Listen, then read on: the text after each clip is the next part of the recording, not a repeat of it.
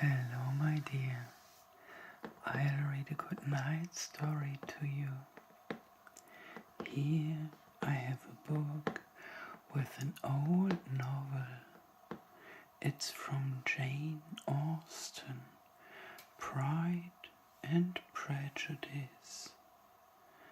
Today I'll read chapter 6.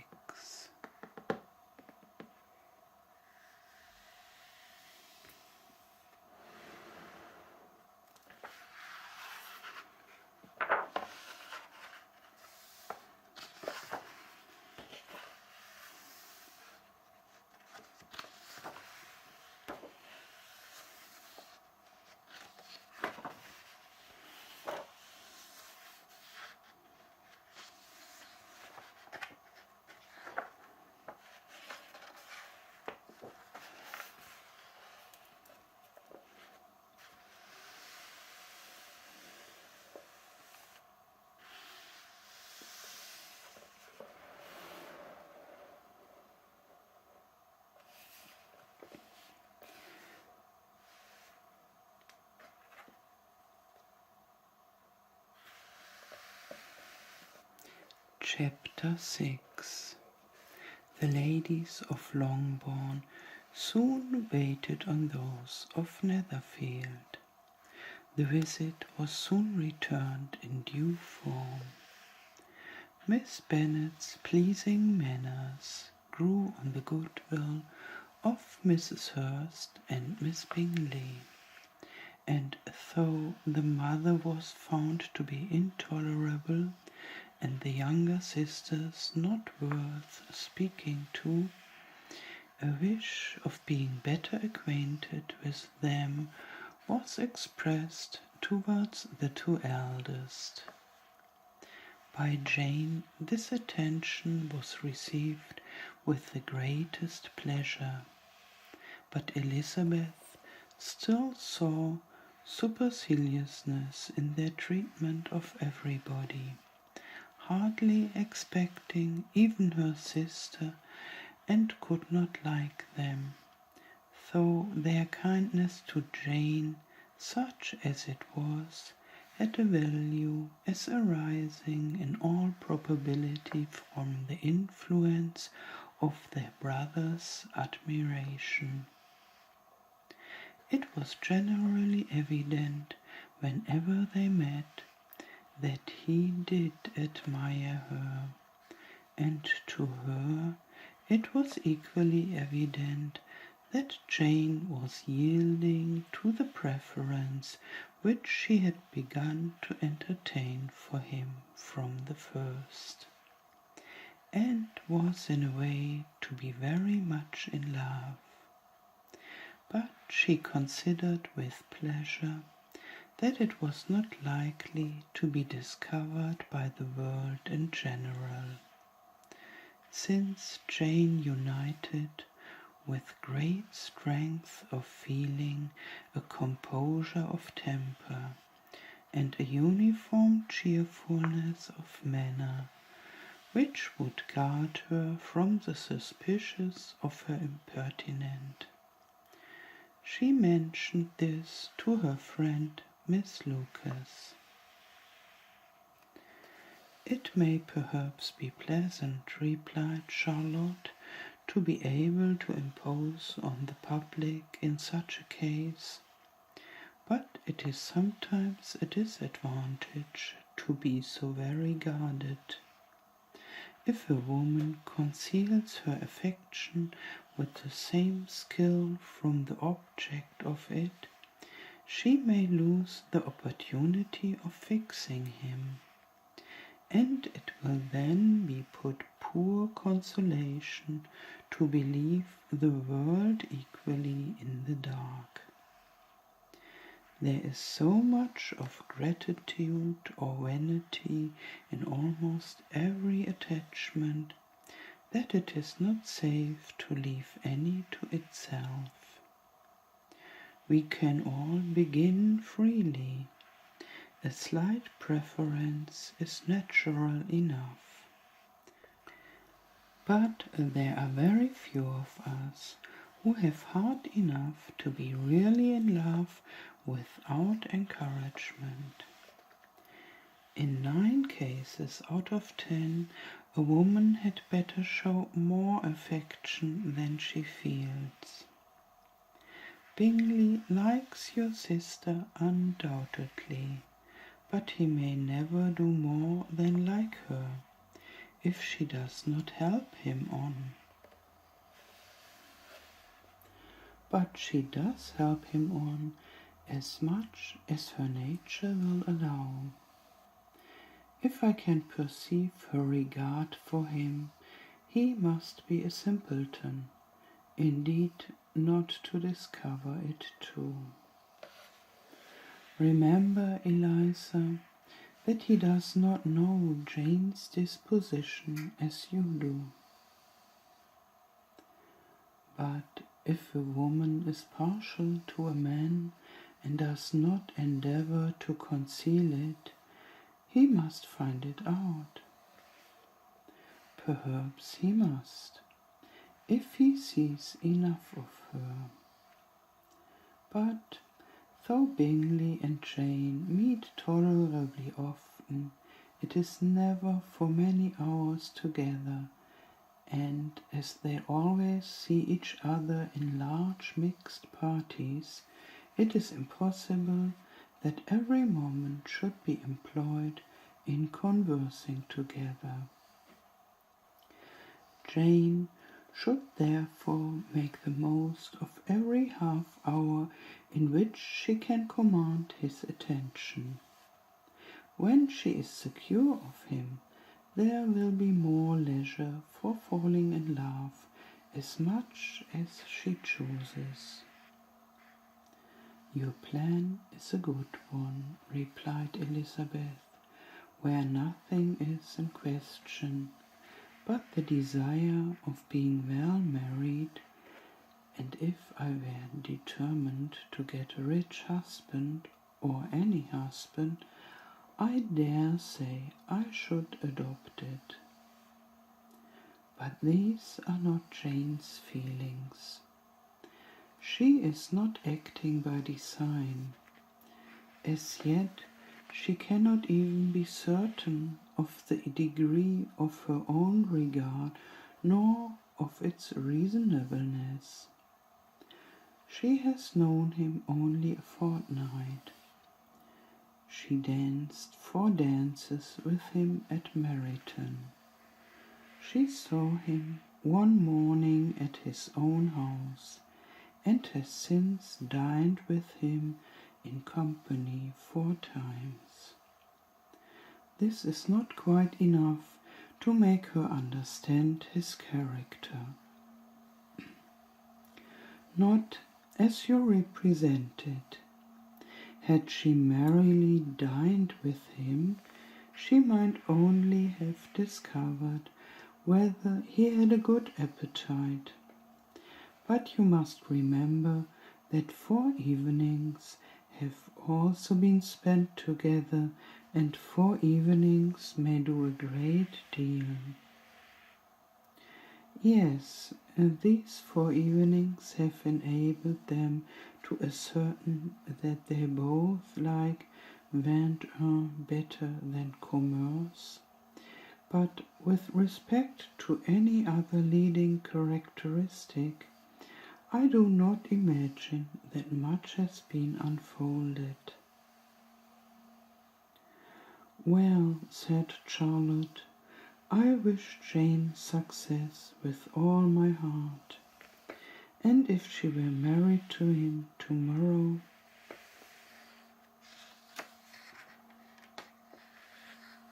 I should think she had as good a chance of happiness as if she were to be studying his character for a 12-month. Happiness in marriage is entirely a matter of chance. If the dispositions of the parties are ever so well known to each other, or ever so similar beforehand, it does not advance their felicity in the least. They always continue to grow sufficiently unlike afterwards to have their share of vexation, and it is better to know as little as possible of the defects of the person with whom you are to pass your life. You make me laugh, Charlotte, but it is not sound. You know it is not sound, and that you would never act in this way yourself. Occupied in observing Mr. Bingley's attentions to her sister, Elizabeth was far from suspecting that she was herself becoming an object of some interest in the eyes of his friend. Mr. Darcy had at first scarcely allowed her to be pretty.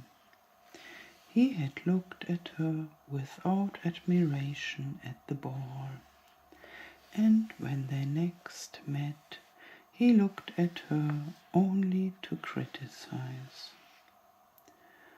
But no sooner had he made it clear to himself and his friends that she hardly had a good feature in her face, then he began to find it was rendered uncommonly intelligent by the beautiful expression of her dark eyes. To this discovery succeeded some others equally mortifying. Though he had detected with a critical eye more than one failure of perfect symmetry in her form, he was forced to acknowledge her figure to be light and pleasing, and in spite of his asserting that her manners were not those of the fashionable world, he was caught by their easy playfulness. Of this she was perfectly unaware. To her, he was only the man who made himself agreeable nowhere, and who had not thought her handsome enough to dance with.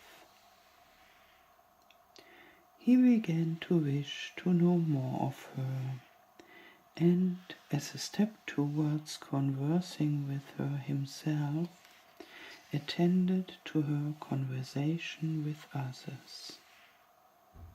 His doing so drew her notice. It was at Sir William Lucas's, where a large party were assembled.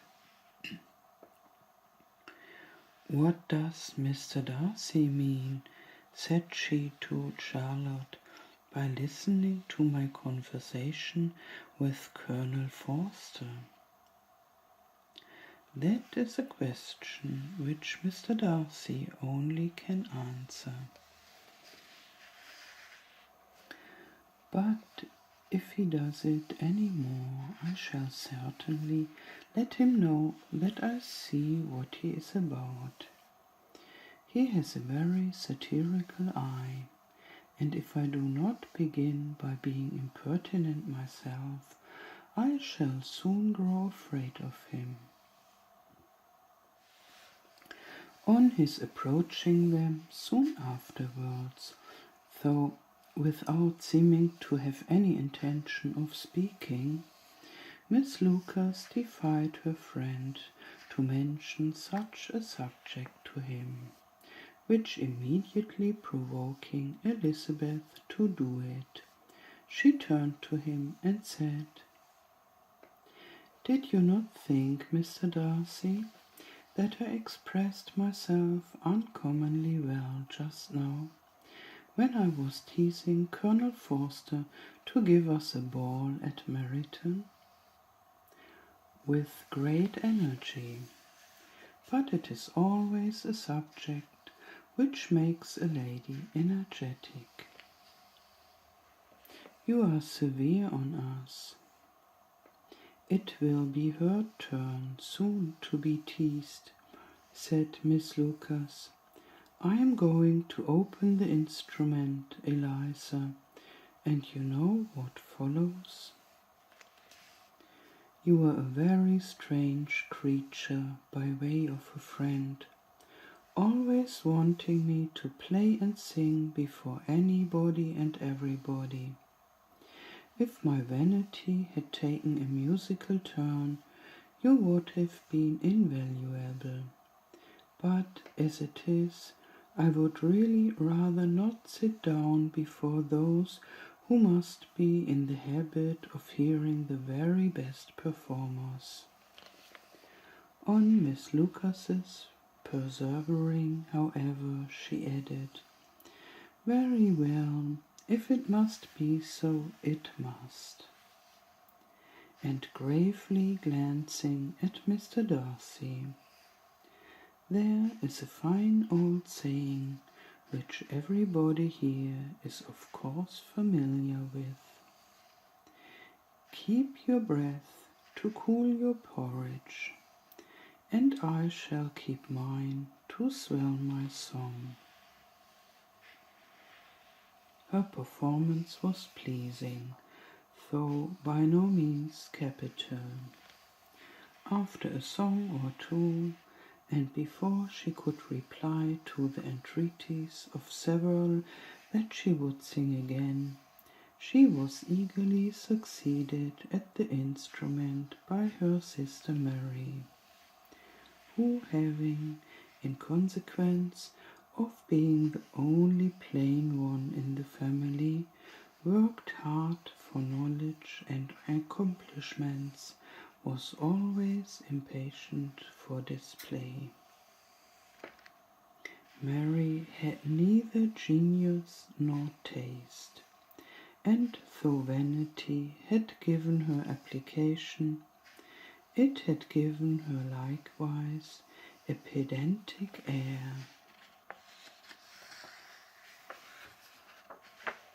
and conceited manner, which would have injured a higher degree of excellence than she had reached. Elizabeth, easy and unaffected, had been listened to with much more pleasure, though not playing half so well, and Mary, at the end of a long concerto, was glad to purchase praise and gratitude by Scotch and Irish airs at the request of her younger sisters, who, with some of the Lucases and 2 or 3 officers, joined eagerly in dancing at one end of the room. Mr. Darcy stood near them in silent indignation at such a mode of passing the evening, to the exclusion of all conversation, and was too much engrossed by his thoughts to perceive that Sir William Lucas was his neighbour, till Sir William thus began. What a charming amusement for young people this is, Mr. Darcy. There is nothing like dancing after all. I consider this as one of the first refinements of polished society. Certainly, sir, and it has the advantage also of being in vogue amongst the less polished societies of the world. Every savage can dance. Sir William only smiled. Your friend performs delightfully, he continued after a pause, on seeing Bingley join the group, and I doubt not that you are an adept in the science yourself, Mr. Darcy.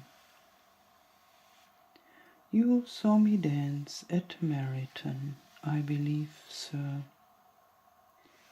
Yes, indeed, and receive no inconsiderable pleasure from the sight. Do you often dance at St. James's? Never, sir. Do you not think it would be a proper compliment to the place?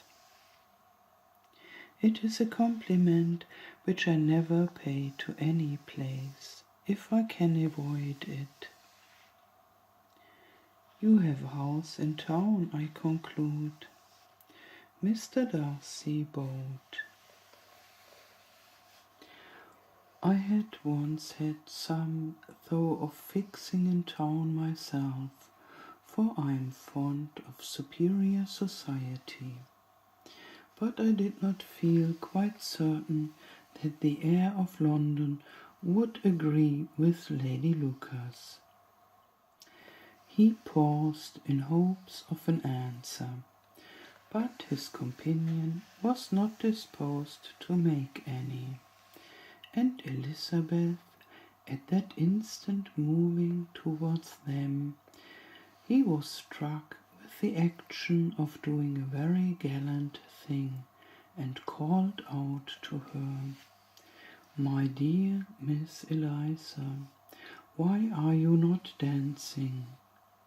Mr. Darcy, you must allow me to present this young lady to you as a very desirable partner. You cannot refuse to dance, I am sure, when so much beauty is before you." And taking her hand, he would have given it to Mr. Darcy, who, though extremely surprised, was not unwilling to receive it, when she instantly drew back, and said with some discomposure to Sir William, "Indeed, sir, I have not the least intention of dancing. I entreat you not to suppose that I move this way in order to beg for a partner." Mr. Darcy, with great propriety, requested to be allowed the honour of her hand, but in vain. Elizabeth was determined, nor did Sir William at all shake her purpose by his attempt at persuasion. "You excel so much in the dance, Miss Eliza, that it is cruel to deny me the happiness of seeing you. And though this gentleman dislikes the amusement in general, he can have no objection, I am sure, to oblige us for 1/2 hour." "Mr. Darcy is all politeness," said Elizabeth, smiling.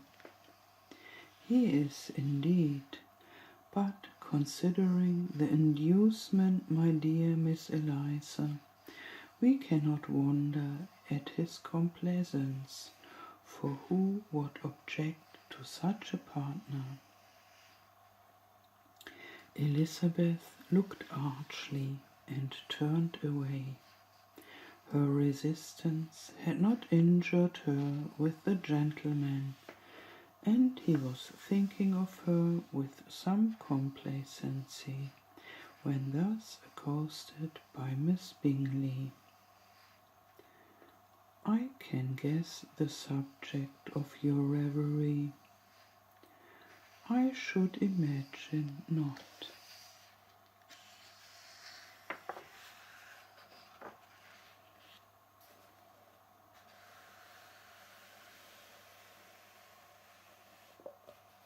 "You are considering how unsupportable it would be to pass many evenings in this manner, in such society, and indeed I am quite of your opinion. I was never more annoyed. The insipidity, and yet the noise, the nothingness and yet the self-importance of all those people. What would I give to hear your strictures on them? Your conjecture is totally wrong, I assure you. My mind was more agreeably engaged. I have been meditating on the very great pleasure which a pair of fine eyes in the face of a pretty woman can bestow. Miss Bingley immediately fixed her eyes on his face, and desired he would tell her what lady had the credit of inspiring such reflections. Mr. Darcy replied with great intrepidity, Miss Elizabeth Bennet. Miss Elizabeth Bennet, repeated Miss Bingley. I am all astonishment. How long has she been such a favourite? And pray, when am I to wish you joy? That is exactly the question which I expected you to ask. A lady's imagination is very rapid. It jumps from admiration to love, from love to matrimony, in a moment. I knew you would be wishing me joy. Nay, if you are serious about it, I shall consider the matter as absolutely settled.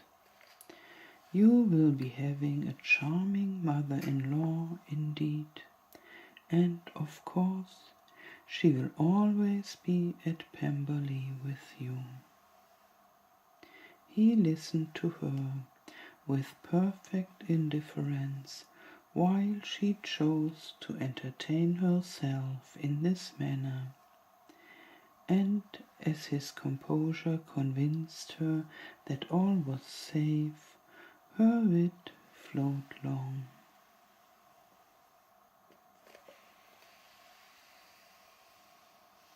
Sleep well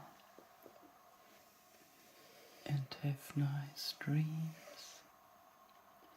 Good night.